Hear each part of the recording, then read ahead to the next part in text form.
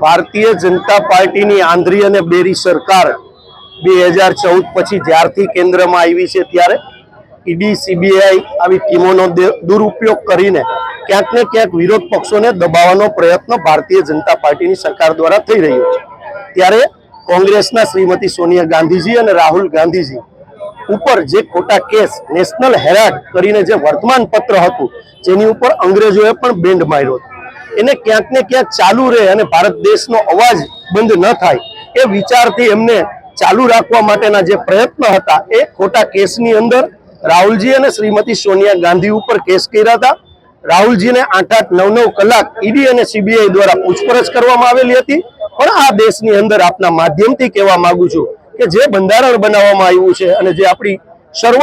વર્લ્ડની અંદર જે આપણી લોકશાહી છે એને જીવિત રાખવા માટે કોર્ટની અંદર જે કેસ કરવામાં આવ્યો હતો એમાં સોનિયાજી અને રાહુલ ગાંધીજીને નિર્દોષ છુટકારો તો થયો છે, પણ ભારતીય જનતા પાર્ટીની જે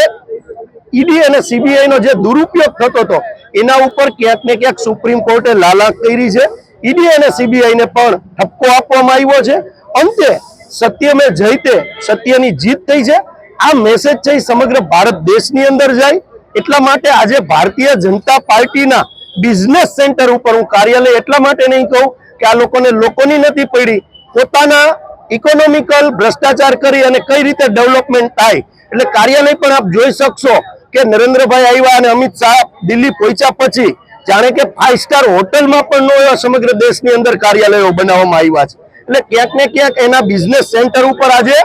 કોંગ્રેસ દ્વારા હલ્લાબોલનો કાર્યક્રમ રાખ્યો છે અને સત્ય મેં જયતે કરી અને અહીંથી અમે 500 મીટર જ દૂર છે ત્યાં કૂચ કરી અને જવાના છે।